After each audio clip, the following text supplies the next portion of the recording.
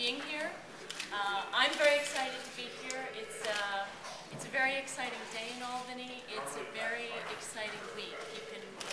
You can really feel the changes in the air. Change that has been coming for a long time, and that change is coming because of the hard work of 5 groups who have come together in a really beautiful coalition.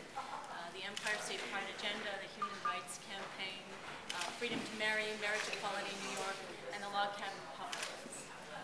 They, along with our longtime legislative allies, our incredibly stalwart governor, and a groundswell of public opinion, have really brought us to where... Well, I usually get extremely nervous about walking into buildings that look like courthouses, but this is a special day, and I think that when I was asked to make the trip to Albany today, I didn't hesitate at all, and you know, I think that if a guy like myself or some fellow athletes like Steve Nash or Michael Strahan that have come out and supported this, I think that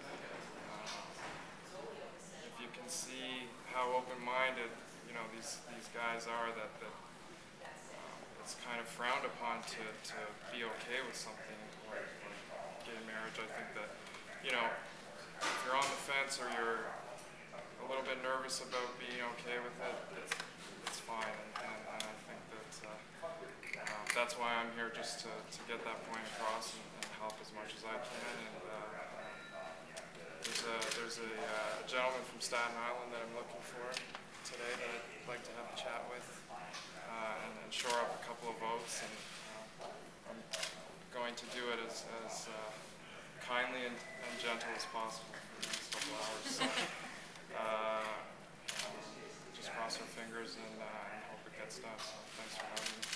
And we'll take a few questions. Now, you answered part of it. How many senators, if any, are you planning to meet, both of you? I don't really want to say, but I've met with a bunch already, and I will meet with a lot more this afternoon. And I just think it's important to say that I'm meeting with Democrats and Republicans, and some people I'm meeting with who have already declared themselves yeses, and I just really want to say thank you and tell them how meaningful that is to me and to my family. And some people I think are still on the fence, and I think that we're engaging into a lot of meaningful discussions, because it's not about badgering people over the head. It's about talking and explaining, and sometimes it takes people a while to get there, and that's okay. And is the idea, Sean, behind your visit to show, you know, someone from the sports field, which has traditionally been, you've heard more or less people against the issue, is it to show that there is support and that... I mean, I think what it does is it gives, you know, the contractor in Staten Island that maybe doesn't want to jump over that fence. It gives him that ability to, you know, he looks at a guy like myself or maybe Strahan or Nash and guys that he looks up to, it, you know, gives somebody that comfort. And I think that, you know, I guess that's the most important thing from my standpoint, is just trying to make people feel that are uncomfortable, comfortable, that aren't against the issue, just against maybe coming out and supporting it. And was it hard for you to do? No, I mean, you know, I can handle myself. You're an agitator.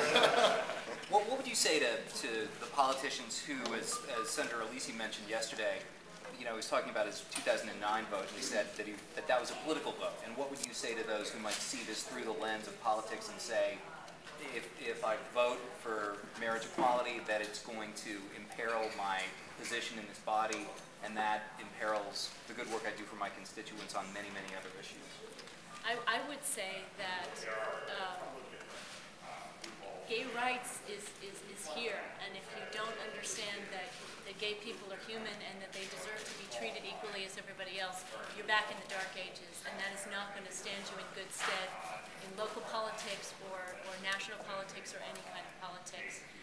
Increasingly, I think some of the homophobic comments of the other side that used to stir people up, voters are not buying that anymore. And I think if you really want to have a political future, you have to vote for civil rights for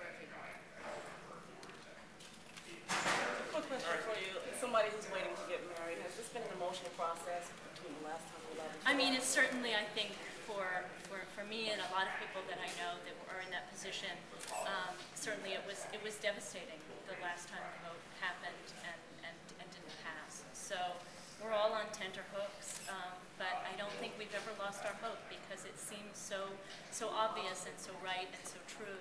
And we know it's only a matter of time, but when you have when you have an 8-year-old, you want to be, 2 years to an 8-year-old is a long time. So I don't want to wait any longer for myself, and I certainly don't want to wait any longer for my kids. Thank you, guys.